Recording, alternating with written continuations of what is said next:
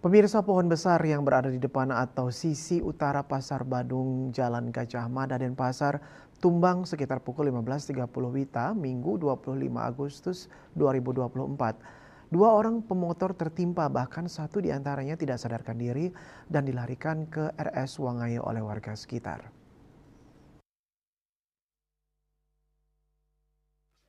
Menurut penuturan salah seorang warga yang menyaksikan kejadian, Jero Mangku Prima, saat kejadian tiba-tiba mendengar suara retakan yang kemudian diikuti oleh pohon tumbang. Ia mengatakan saat itu posisinya berada kurang lebih sekitar 3 meter dari lokasi kejadian. Menurut kesaksiannya, dalam kejadian tersebut ada satu orang pengendara yang tertimpa dengan keadaan cukup serius yang langsung diberi pertolongan oleh warga sekitar untuk dilarikan ke RSUD Wangayo. Selain itu, kata dia, ada juga beberapa kendaraan parkir yang tertimpa.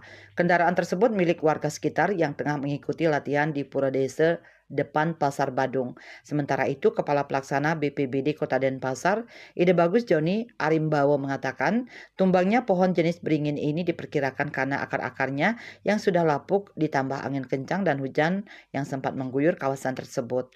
Saat kejadian, kata dia, lalu lintas agak sepi. Berbeda dengan sebelumnya sempat macet, ada 5 kendaraan parkir yang tertimpa dan saat diwawancarai sore kemarin tengah dilakukan evakuasi. Widya Stuti Bisnis Bali melaporkan.